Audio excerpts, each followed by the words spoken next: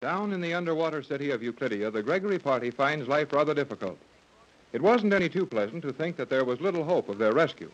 But when they actually hear a radio broadcast with their own man, Johnson, in Los Angeles as the speaker, telling the world of their death, then things do look mighty bad. When the Euclideans started their artificial volcanic eruption and caused the rescue fleet to sail away from the position of the Magic Island, all hope of rescue was gone. Mrs. Gregory and Joan are resting in their comfortable quarters in the underwater city, while Jerry and Captain Bradford have started for the rocket ship laboratories. There the captain is to be allowed to study the construction and operation of these 1,000-mile-an-hour Euclidean planes. Jerry and the captain are standing near the doorway to the scientists' quarters, waiting for their guide. I know it's all right to talk here. That girl submarine commander said it was. I guess she ought to know. Okay if you say so, Jerry, but it seems funny to be talking so freely out in this big open room after being so careful in our own quarters. Well, there's so many funny things in this crazy place that I'm kind of getting used to them. I'm afraid we'll never really learn to take all this for granted. No, I guess not. But look here, Captain Bradford. How did it happen that old G-47 said I could go into the laboratory with you? That surprised me, too, son. Maybe he thought you'd be more likely to stay out of trouble there. Yeah, well, I won't have much chance to do anything they don't like with a room full of scientists watching me. And don't try to do anything. You just keep your eyes open and learn all you can about this place. I'll be figuring how to get my instrument case aboard. Oh, that small case that looks like a lady's overnight case? Yep, that's just large enough to comfortably hold a pigeon. And then one of these times you'll leave the instrument out of the case and have the pigeon in it, huh? Right. But don't get impatient about it, Jerry. It may take weeks or months to get that chance. Oh, yeah, I know. They'll search that instrument case pretty carefully the first time you take it on board. Not only the first time, but a good many times. Our hope is that they'll finally get careless about looking at it. And I'll be able to smuggle the homing pigeon aboard a rocket ship for a test run. And it'll have to be a long test run to get the pigeon near enough to Los Angeles so we'll have a chance to get home. Yes, I'd like to be within a few hundred miles, or even better than that. And I think that can be arranged. G-47 is planning a series of night flights right over the principal cities of the United States. But gee, Tex, he'll get caught at that. I'm afraid he won't get caught. Those rocket ships are noiseless, or practically so, and they'll run without lights. I think it'll be altogether too easy to sneak up on Los Angeles, Chicago, or New York, and cruise around over them while G-47 studies the cities and maps the important points in each. Gee, that sounds like they were getting ready for a war. They are, a very definite war. Though this will be the most peaceful, noiseless war the world has ever known. Well, what do you think they'll do? Just a few magnetic bombs in the cities. All traffic, transportation, telephone, electricity, everything will stop. And that will make the country just as helpless as if it was desert. And then the Euclideans land and take over the country, huh? Looks like that's the idea, Jerry. And not only our country. While that's going on in the United States, the same thing will be happening over Europe, Asia, Australia, Africa, and South America. If these Euclideans can do as they expect to do, and I think they can, 1 hour would be long enough for them to take over the control of the entire world. Oh, boy. Wouldn't it be swell if we could stop them? Yes, it would be, and we'll try it. But don't get too hopeful about the outcome. Oh, I know it looks mighty hard, but we can do it. Mrs. Gregory's feeling pretty bad about things now, and, well, Joan's scared of these crazy Euclideans. But we'll do it some way. I think so, too, son, but we've got a long way to go. Quiet. Here comes one of the Euclideans. Which one? Well, I can't see yet. It's too dark back under that balcony. Well, I suppose we'll be taken to the laboratory now. Well, I hope so. Oh, boy. It's our friend, the girl submarine commander. So it is. That means we get a break. I would not advise you to break anything. How do you do, Commander? Oh, I didn't mean to break anything. I meant that you'd give us a good break. Your expressions mean little to me, Hall, and I am of the opinion they mean little at all times. Oh, is that so? Never mind, Jerry. Well, Commander, what are the orders? You, Captain Bradford, and you, Hall, will accompany me to the transportation laboratory. Oh, boy. And will we get a ride in a rocket ship? I have been instructed to make a test flight with you two as passengers. Well, we're ready. We will go at once. Oh, Jerry! Jerry! Hey, there's Joan over there. You will have no time to speak with her. Wait a moment, Jerry. I am going with you. You are not. Sorry, Joan, but this is a business trip, and the Commander has orders for only Jerry and myself. Hey, Commander, couldn't you let Joan come along with us? Silence, Hall. You will return to your quarters, Cleostra. But Best to do as she says, Joan, and I think you should stay with your mother anyhow. But Mother is resting. I am of no value to her, and I do so want to see the laboratories with you. Cleostra, if you continue, I will order your arrest and confinement. Golly whiskers, Joan. What's the matter with you? There is nothing the matter with me. Well, there must be. You ought to know these Euclideans well enough to know they mean business and not keep on arguing with the commander. You are being unusually sensible, Hall. Jerry's right, Joan. You can't help us any, and I'd feel more comfortable if you stayed with Pat. Very well, Captain. I will return to Mother and remain in our quarters.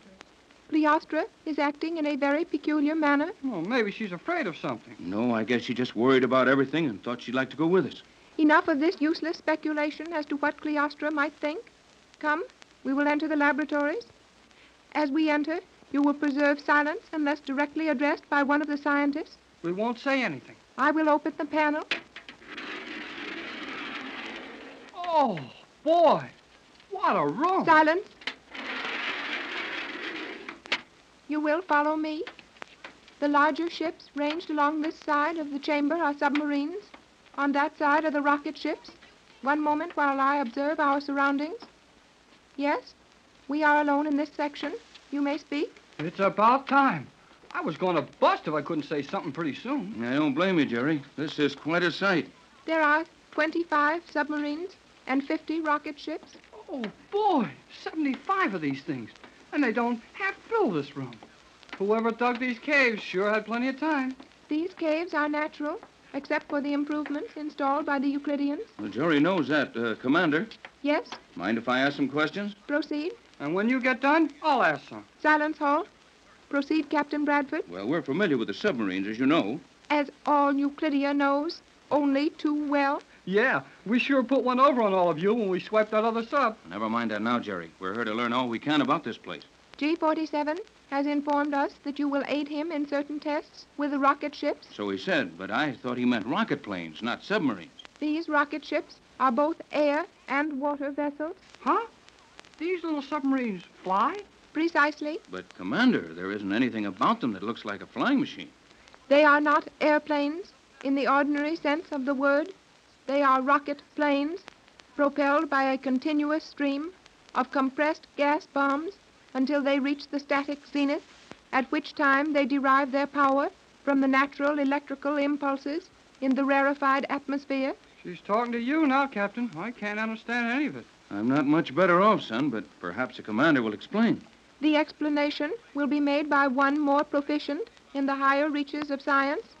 Cheops, the master builder of Euclidia, will explain the construction of the rocket plane. Hey, how soon do we see Cheops? You may have that honor now. Well, how do you do?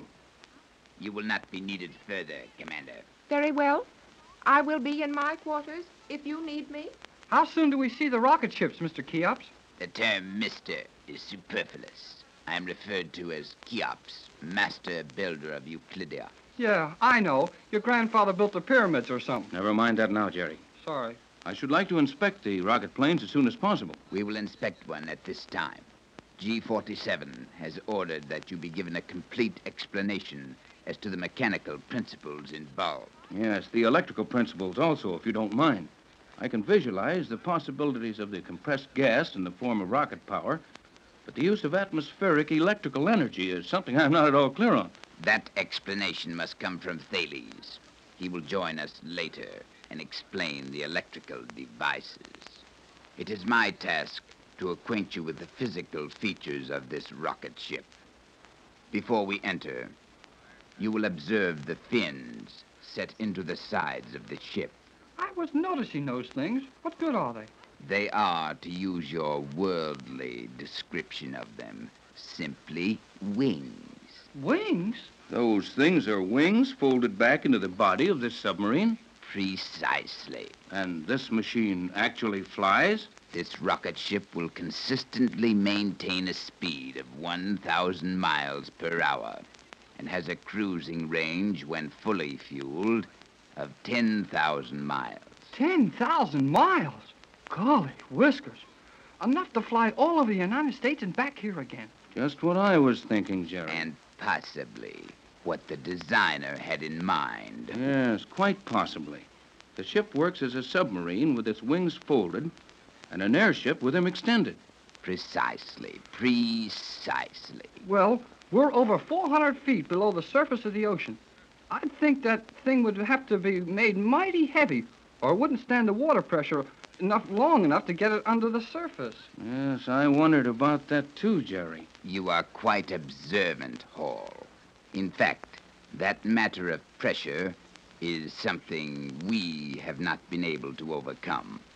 And the weight of such a ship even a ship made of the finest Euclidean metals would prove too great for the best results in the air. Therefore, these ships are carried in floating pressure chambers to within 5 fathoms of the surface and there released. And then at the end of a flight, they are landed on the water and returned to the lock. Precisely. We will now enter the rocket ship. If you don't mind, I will proceed, making the necessary explanations as we go. Oh, boy. This is sure some rocket ship. Gee, the whole inside of the thing is full of gadgets. Plenty of instruments, all right, Jerry, and everything's made of copper, isn't it? The entire structure is tempered copper, amalgamated with aluminum. These various controls you see are used in navigation, the action closely paralleling that of a submarine. You fly this thing just like you sail it on the water or under the water? Precisely, and at a speed of 1,000 miles an hour. The displacement approaches that of a boat of similar weight in water. How soon am I allowed to take a trip in one of these things? Your first flight is scheduled to begin with the appearance of Thales. We will accompany you. Gee, Tex, 10,000 miles we can go. Let's fly over Los Angeles. I'm afraid that wouldn't be allowed, Jerry. You are quite sure it would not be allowed, Captain Bradford. This ship has a cruising range of 10,000 miles, but you will find that it is fueled for a 500-mile run and no more. If you attempt to escape, you would leave us only one course. The escaping ship would be overtaken and destroyed. And it seems hardly likely that you would have time to leave the ship. You sure must want us here. At least, we do not want you elsewhere.